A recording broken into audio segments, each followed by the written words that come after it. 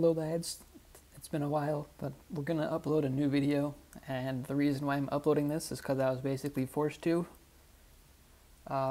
You'll find out in like however long, it might be like a year or something, but this is the smallest 7x7 piston door, and it's fully reliable, and it's actually like not even that much slower than the previous record. Might even be faster. Actually, no, it's definitely not faster, because it is actually flying machineless, technically. I'll get into that. So technically this is like the smallest cycleless and flying machineless 7x7 door, and that's just kind of restrictions that the redstone community put in place ever since flying machine doors kind of like took over. Now you might be like, this is a flying machine door, and that I say no, it's not, because it requires manual assistance from the side to move this worm back up. It's kind of like the same debate with like Armadillo 28 and Johnny's observerless like pseudo flying machine doors. This is also like a pseudo flying machine piston door. So I'll just show it from the other side.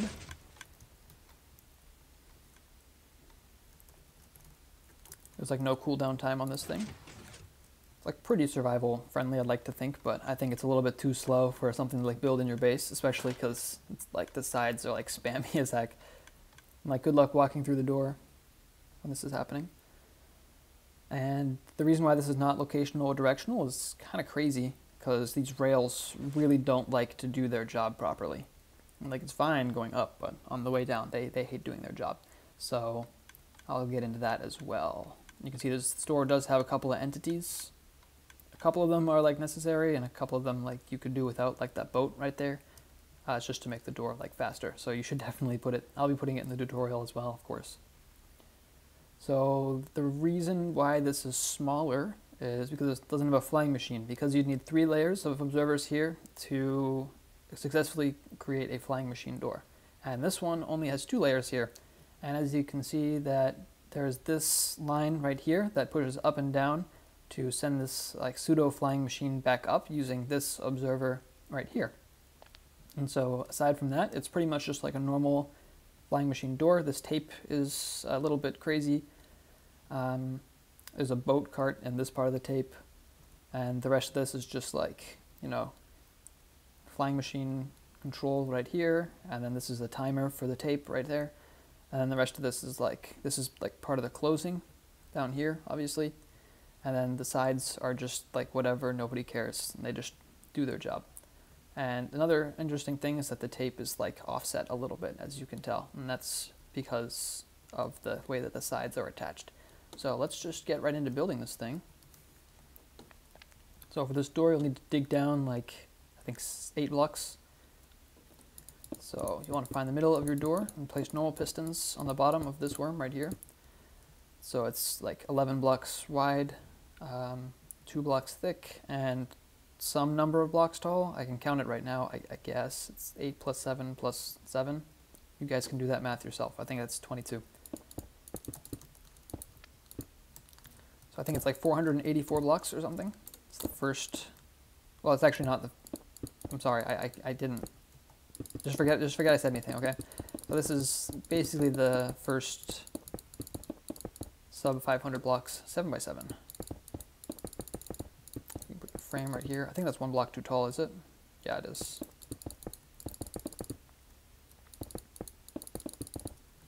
And then side pistons right here. And then we'll have 1 side piston on the bottom as a double extender. It means nothing here. I tried to make it so you have a side piston, but unfortunately it just didn't work. So you'll want to have pistons here, offset by 1 for the tape. And then we'll have a folded double for this part of the tape, like that.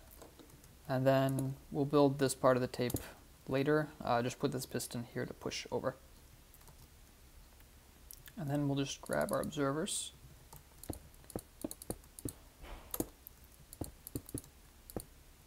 We'll probably have to break some of it to place a lot of the entities anyways, but we'll get there.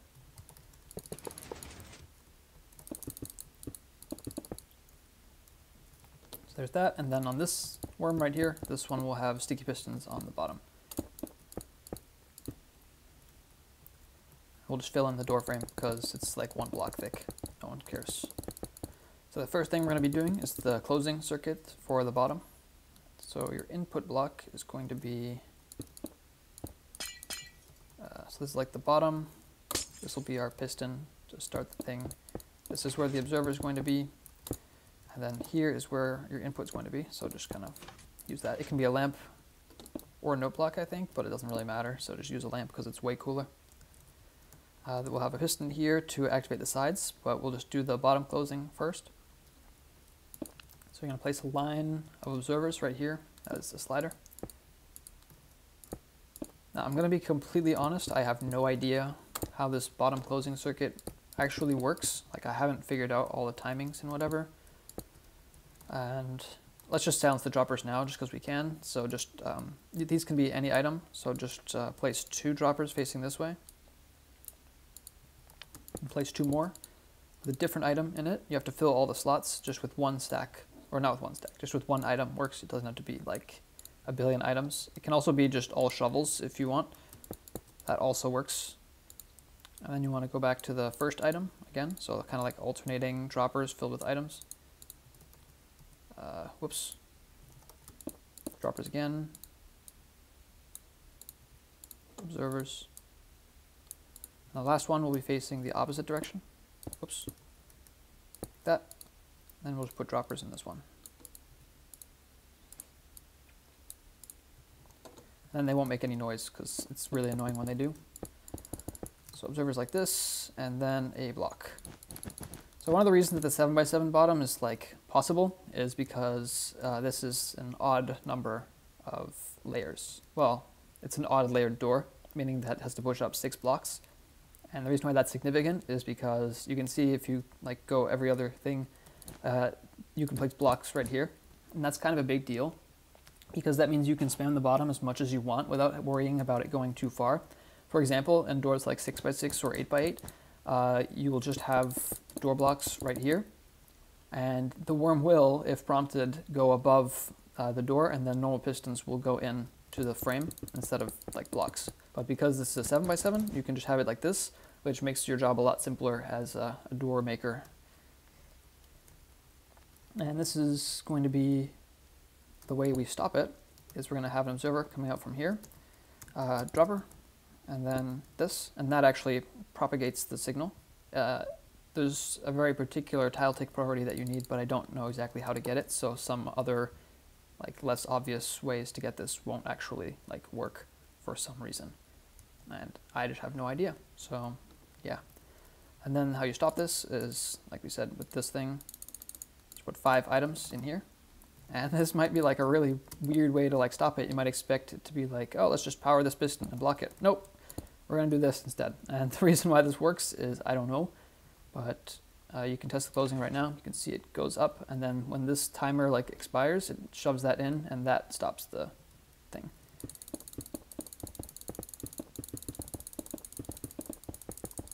So I'm just gonna break this and reset the door.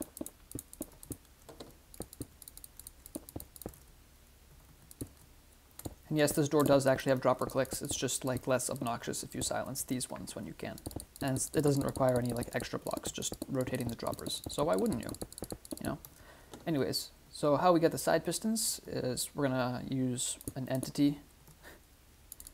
So first entity we're gonna need is an armor stand. And since it's going to be inside of a piston, you will need to have a flower pot right here. I'm sure a different block will work, but a flower pot is just what I decided to use. And this flower pot needs to be there the entire time, so there's no reason to like get rid of it. And then on top of this lever, I'm just gonna open the door, I guess. We had a 0 tick in a block here and this normal piston. And then this will be supported by like the redstone lamp. And we're gonna have a plate. Oops. I don't know why I didn't just go on the redstone menu for that one, but plate here. And we're going to power it with a sticky piston right here with a soul sand on it. As you can see, this is actually like a bud setup. And the way that we get this bud properly, it's kind of crazy how this works out, because this is going to end up being like a 0 tick slider. And we have to deal with whether or not this has input bug or not. And so the universal timing for this to work is quite literally just updating it with this observer going down into these pistons, and then this right here. And that will make sure this piston is going to start its retraction before this plate happens, you know, regardless of whether or not you powered this block with a repeater or a lever. And then to make it fall slower, we're going to do a cobweb right here.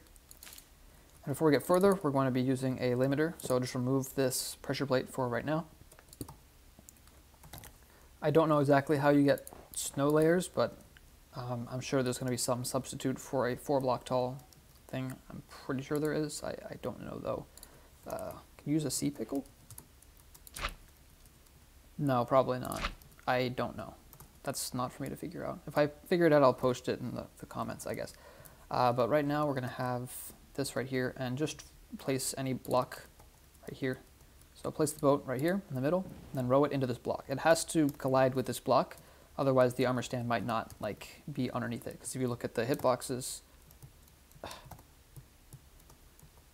you can see that this has to, you know, block the armor stand. And then to get rid of this snow layer, because we can't have that laying around, we're going to grab a soul sand right here because it has internal hitboxes, particularly one at 4 pixels tall.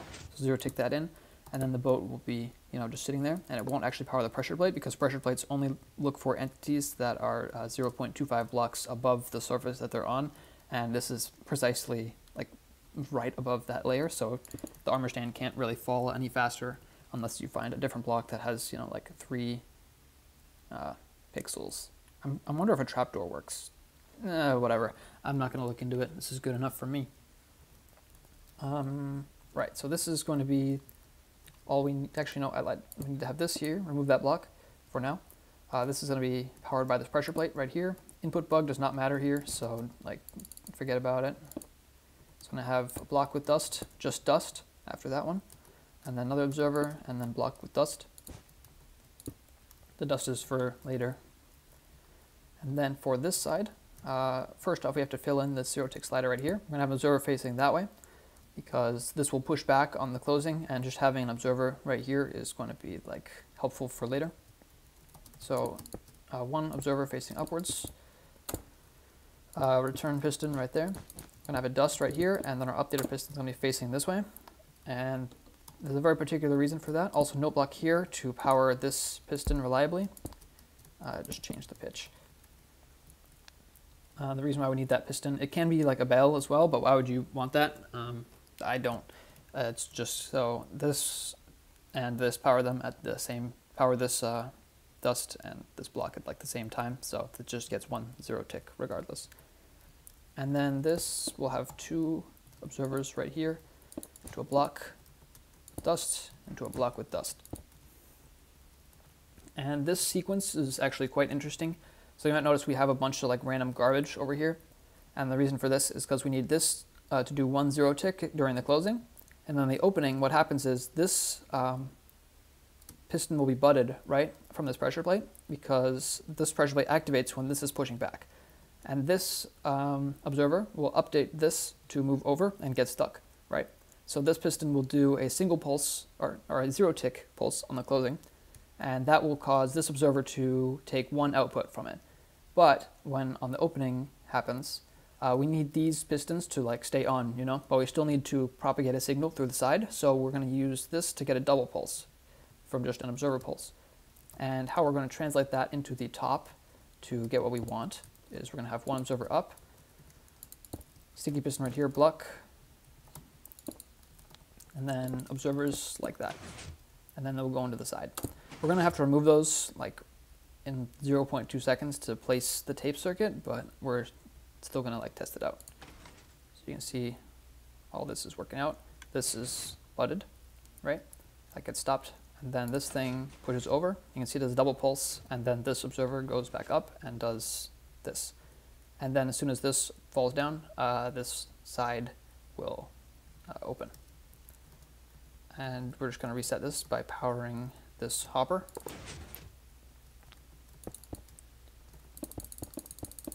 And that is exactly what we're going to do when the entire door is done opening. We're going to power that hopper, and that will cause the 0-tick slider to go back over and reset the side.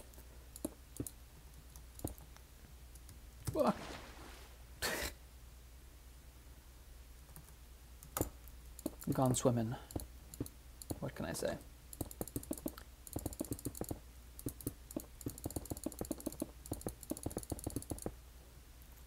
All right, so now the next thing we're going to do is the tape circuit. And we're going to do just the top part first because it's the most annoying. So just remove all this trash, right? We just built it, but the thing is we have to place a lot of crap. So the first thing we're going to be doing is grabbing a boat cart. So we're going to be putting that up here just for now because we want to. I'm going to grab some rails. Why am I looking for boats for so long? Please. Anyways. Boat sideways like that because it looks better. Shove it like this. It's important that the minecart goes along a rail and that you break it right when it's up against the block. The first thing I'm going to be doing is moving it so this boat doesn't trigger the pressure plate that it will eventually be on top of, because there'll be a pressure plate right here. So as you can tell, it's too close right now for the pressure plate. It looks up until the second pixel of a block, right? So right here. So as long as this line is past this one, this pressure plate won't trigger, even though the pressure plate graphically has one extra pixel that won't trigger. So how we're going to do that is using an anvil, because it has a very nice hitbox on the bottom. You have to place it above the boat, and then it falls down because of boat physics. You can see this is 2 pixels wide. And how we're going to move this boat is by using a cool little bud setup thing. So I'll put a block here, it's 2 pistons like that. They can be normal or sticky, and then place a redstone block there. You can see the block will move down and then update that piston. So break all the pistons, then the redstone block, and the cart will have moved 2 pixels to this side. And now it will no longer activate this thing right here. But a boat cart actually has a special property, and that is whenever you move a block next to it, so such as like this piston right here, see when I push it, the boat moves for a second, and that triggers the pressure plate. And that's exactly the concept we're going to be using in order to make this tape, because these blocks will be moving this way, and then this boat cart will be moved into this right here. However, as you can tell, I used a piston to push at the side of the boat cart, because the boat's hitbox is slightly bigger than the mine cart's. However, you might be like, okay, so just put the boat cart here, right? But the thing is, the boat's hitbox will poke out of the door. But anyway, that's not legit, because you can't place blocks on it. So we have to move it somewhere in between. And the way we're going to be doing this is using a fence. It's very important that you use a fence here and push it exactly this way, right? So you're going to be pushing this way with the fence. And so like that. And you can see it's going to be more toward the left side than the right side, this minecart right here. And that's important because this minecart at the end will be resting on a glass pane.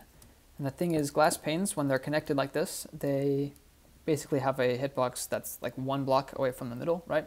And if you push the minecart this way with the fence, it will not be able to sit on this glass pane. So just make sure you do that. And then the entire door will literally disintegrate if you don't do that. So pay attention to that, I suppose. Now next, what we have to do is make sure that this minecart doesn't get moved by the blocks, because this is going to be the final Z position of this minecart. And of course, if you have a moving block, it's going to move the minecart, obviously. So how to stop that is we're just going to have more minecarts. And some minecarts you can push into each other and they will not move. So that's what we're going to be doing here. But the thing is, to set up this particular property, I don't know anything about that, why this happens. So if anyone actually knows why this is the case, please let me know in the comments, because I'm eager to learn why. But you have to push this minecart along a rail right here. And it basically, you have to break the rail like that. Right? And then what we're going to be doing is placing, you can see this minecart is slightly above the block right here. So now just break this. And you can see this minecart will be resting on this piston right here. And this piston will be gone in some points during the opening when there's going to be a glass pane right here. So it can't just rest on this piston the entire time. But as of right now, that will do. So you can see this minecart's hitbox is lower than the boat's hitbox. And so what we're going to be doing is just pushing this minecart right into that little gap right there. And you can do that with just this right here, because the boat won't really get affected. You see right here? Now I've pushed this into the other minecart. And so now whenever I push like this, you can see this minecart won't move because it's getting blocked by this other minecart. They're magnetized together because of the thing that we did with the rails or whatever. And so this minecart doesn't get pushed away either. I'm not sure why that is, but it just is what it is. So to get the tape circuit now, luckily we can just kind of place these whatever. And oops, I forgot to place an obsidian here for now. So we'll just do that. So what we're going to be doing is having a piston right here to push that down. And the thing is, you might be noticing that this piston right here kind of pulls up this boat cart. Which is kind of an issue if you have a tape running. Like, it's not an issue like normally, but if you have a tape that's like, this thing is being used, then the thing pushes over, it might, and I know it does for a fact, it kind of like pushes over while this minecart is above the other minecart's hitbox. And so to stop this, we're going to be using our favorite block, soul sand, because it has to be a solid block because of the dust line that will be on it in a second.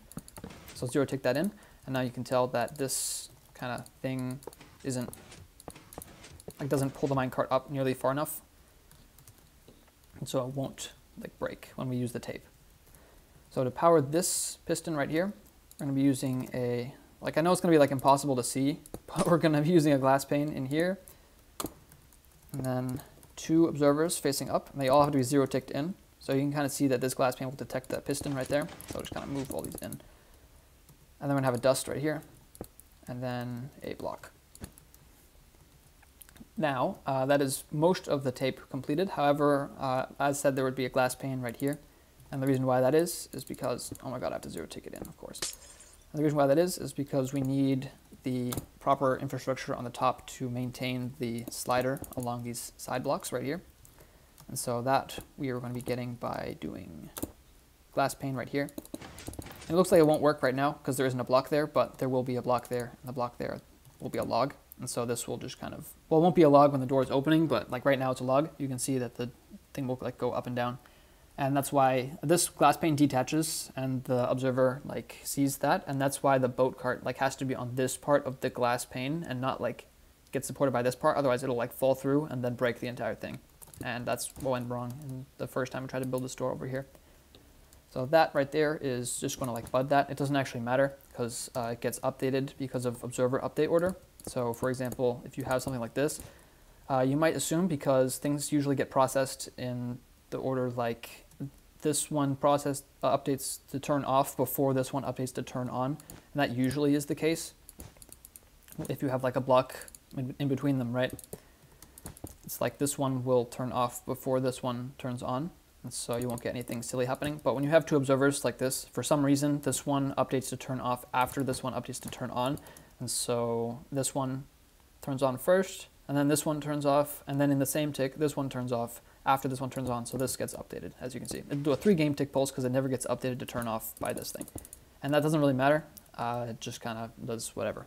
Because it's just a 2 game tick pulse versus a 3 game tick pulse. But the blocks move at like the same speed. Well, they do. It's just the piston reset doesn't matter because the timings of the slider. Anyways, now with that out of the way, that's like the hardest part of the tape. We can put this thing back.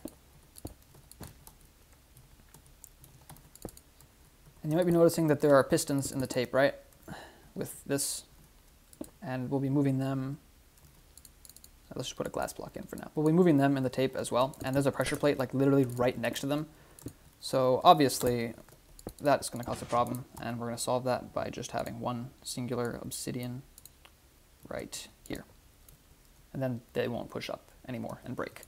So let's put all these back. And that's that side of the tape done. And for this side of the tape, we're going to have something also kind of crazy. So we kind of need this line of blocks right here in order to transmit signal to the top right, because that's how we're going to start the tape, this log. And we're going to have a leaf right here, because we don't really have the space or capacity to start the tape with the top, like by using a counter or like a, like a timer, like some of the other doors like this. We just have to use this log going by this leaf. And so that entails doing something like this. And so we can't use this. And the thing is, this still has to be like pretty fast. So our solution to this is using a dropper like this. You might be like, this doesn't power the dropper. But if you add this particular setup right here, something very interesting happens. So to set this up, right now this doesn't work at all. But what you'll have to do is place a redstone block above this place a block, remove it, and remove the redstone block. And then if you look in the F3 menu, you can see this thing is triggered right now. So it's butted. If you just place a block next to it, it breaks, right? That's not how it's designed to be used. But the thing is, when you give this piston exactly a 2 game tick pulse, it just so happens to update this dropper at the correct intervals to make sure that it is still on. So what happens is, when this thing first powers, right, this immediately realizes that it needs to like depower. And then this observer powers 2 game ticks later, which will schedule this thing to power, because this thing is like still moving when this thing is like there, and so this one powers underneath it. And that's part of the reason why this tape was so difficult, is because that is absolutely necessary. And then when this thing, when this piston is done extending and starts retracting, right, this observer will be on. And this block right here makes this observer, makes this dropper realize that it is being powered, right? And so it powers again. And then when this thing starts retracting, it takes 3 game ticks more to retract. So it's like 2 game ticks on, then 3 game ticks off, and then it updates the dropper at all 3 intervals: when it turns on, when it starts turning off, and then when it's fully off. And so that will be covered by this part right here, because this powers from 4 to 6 game ticks, and this piston is done retracting at 5. So this dropper will still realize that it's on. We'll still think that it's on, you know? And so nothing will happen. And so we can just test this by placing this observer right here. You see it does this. So we just have to be careful not to, update that thing in the future. Otherwise, the thing will break. And that is it for the tape circuit on top. All we have to do now is spam pulses through the side. And the way that we get this is by using an output from this plate right here. So just have to really carefully place this repeater without getting in the boat. There it is.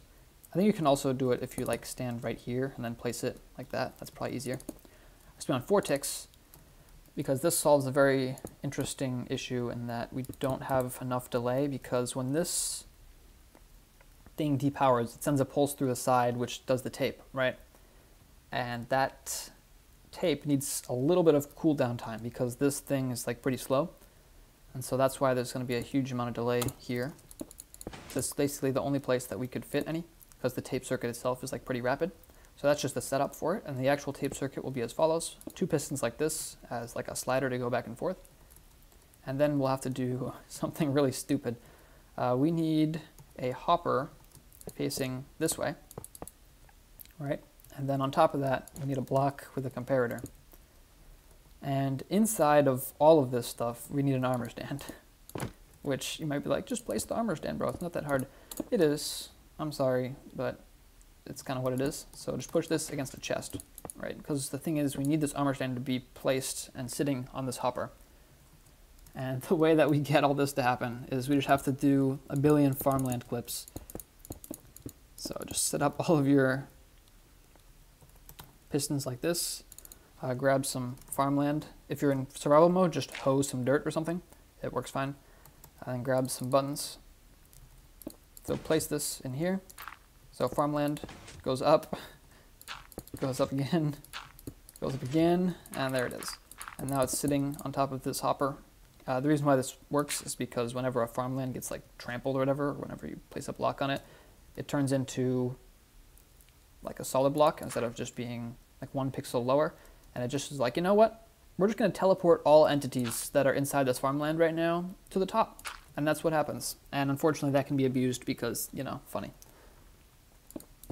So the way we're going to be getting this thing to happen, so we're going to remove that piston for a second. And there's not really enough room for like a hopper clock. So instead what we're going to be doing is using a chest minecart like this, but floated towards that hopper. And so what we're going to do is going to put 10 items in this minecart with chest for right now. And then what we're going to do is put an iron trapdoor.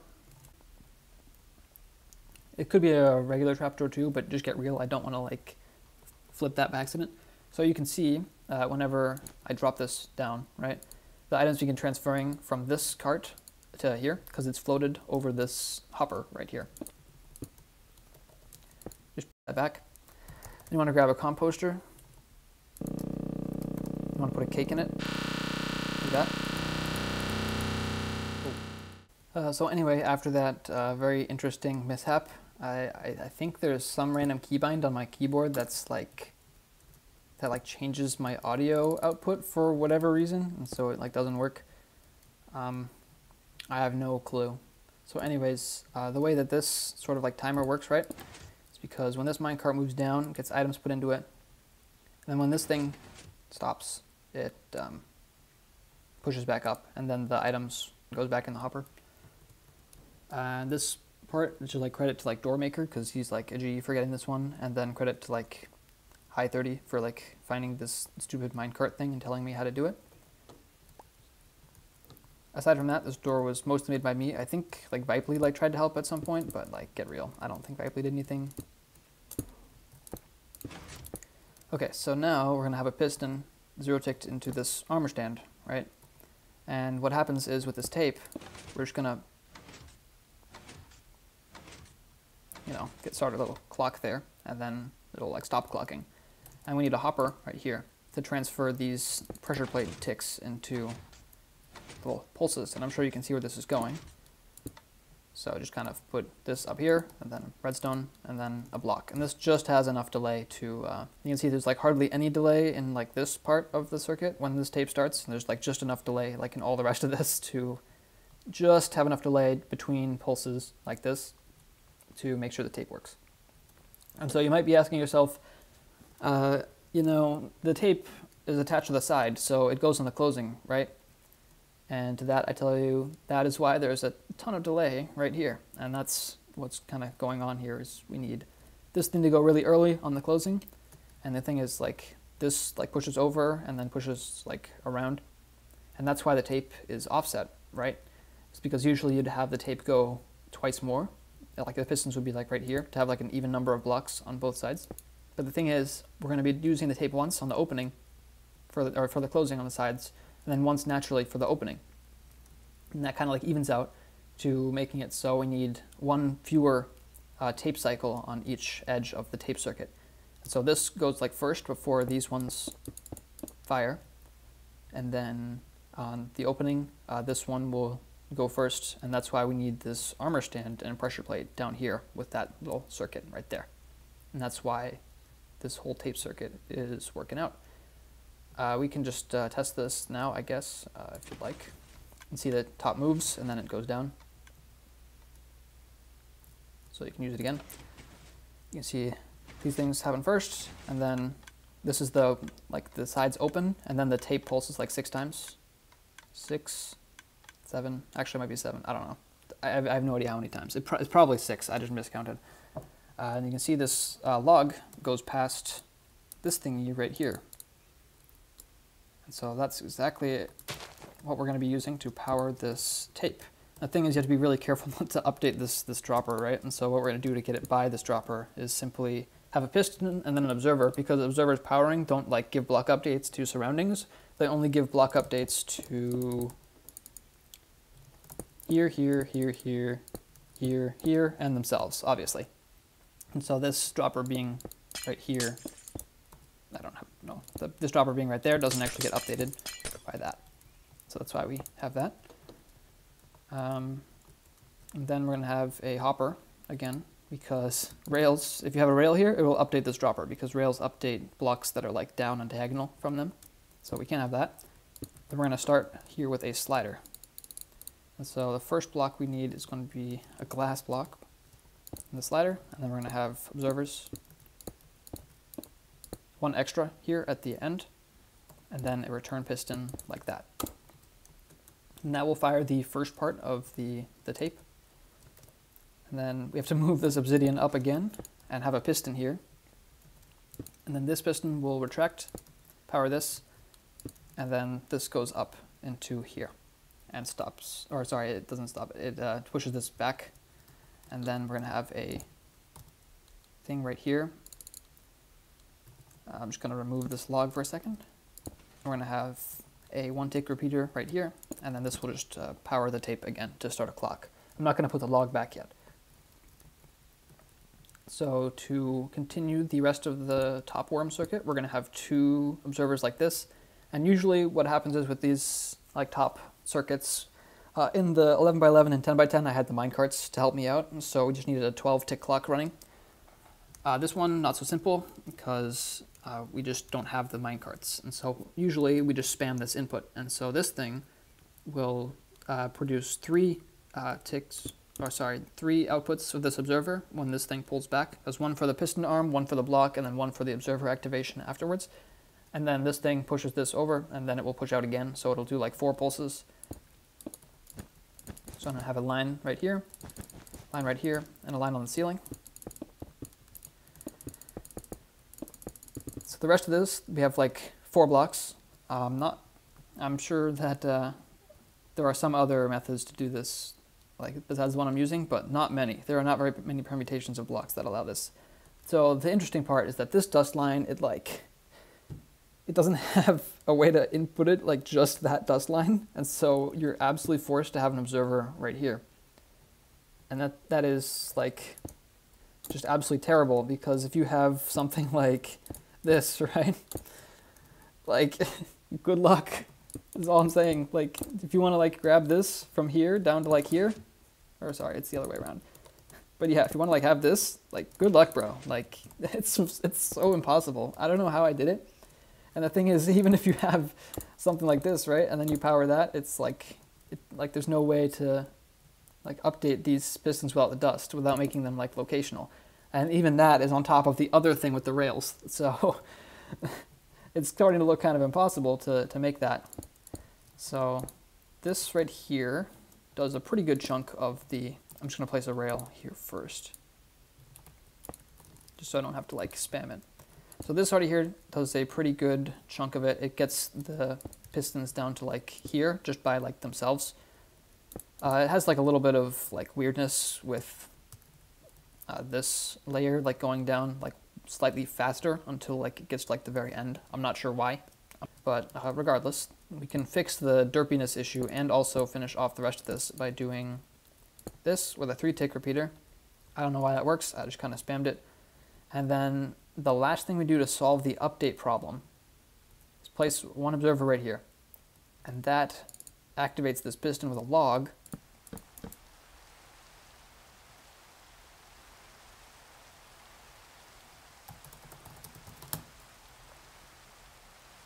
Didn't know rain was expected today in the forecast. Okay, where was I? Oh yeah, right.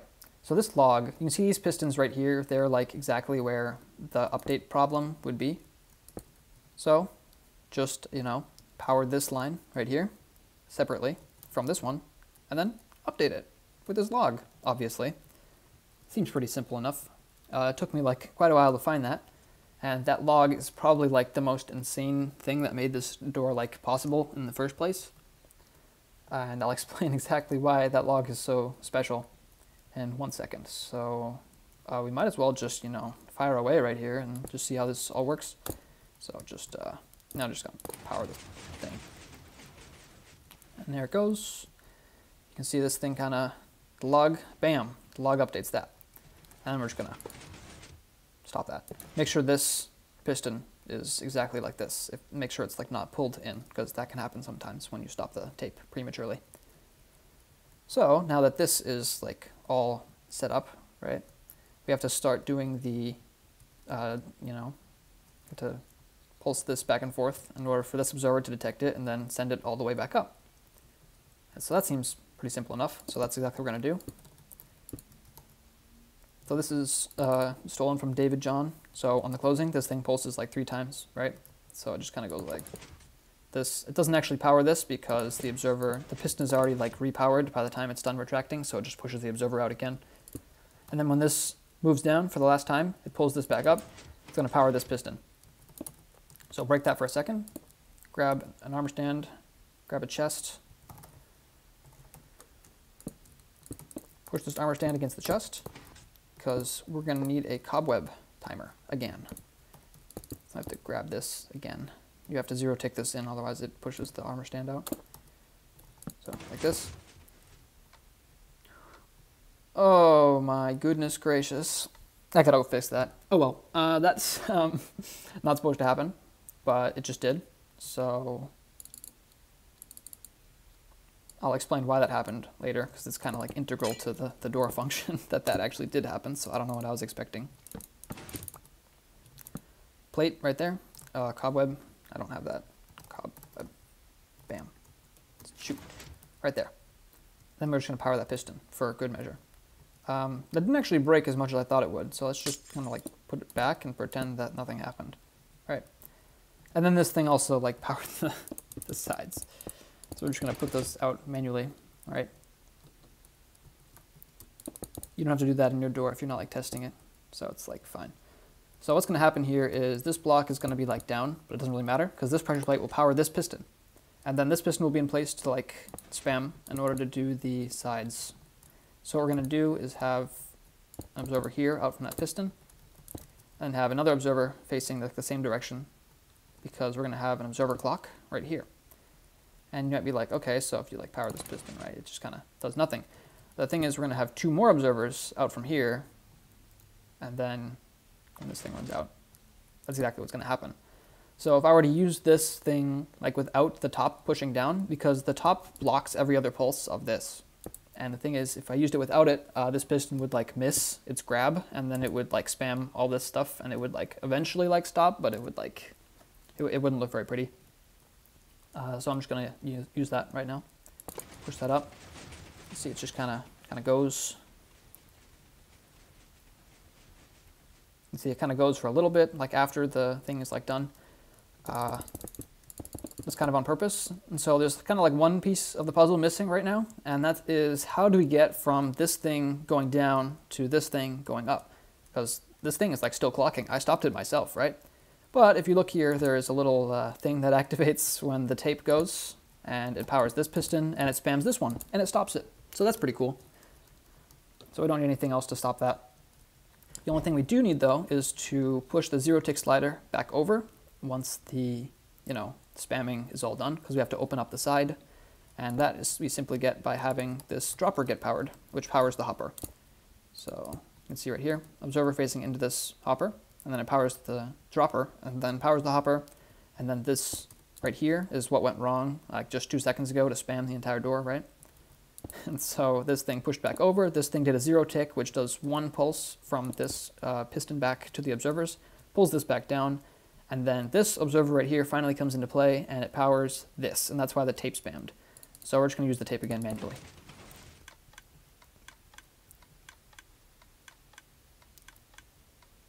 And that's the entire door. So let's use it. Watch it fail horrifically.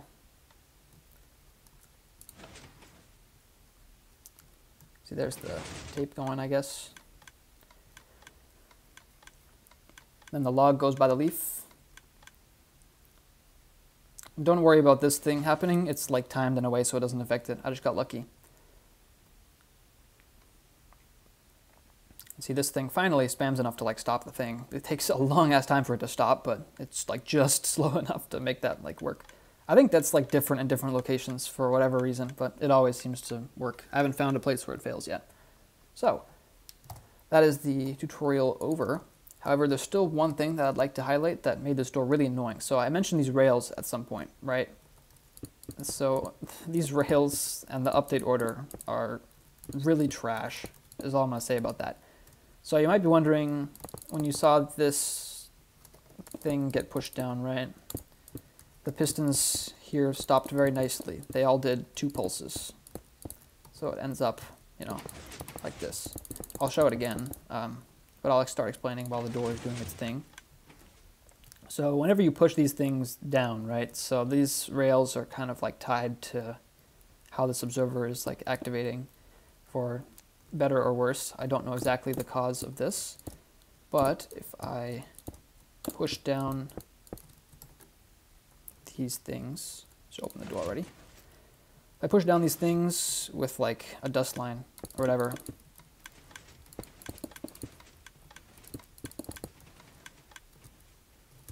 can see these pistons pulse twice, but the other ones didn't. But in my door, they always pulse twice.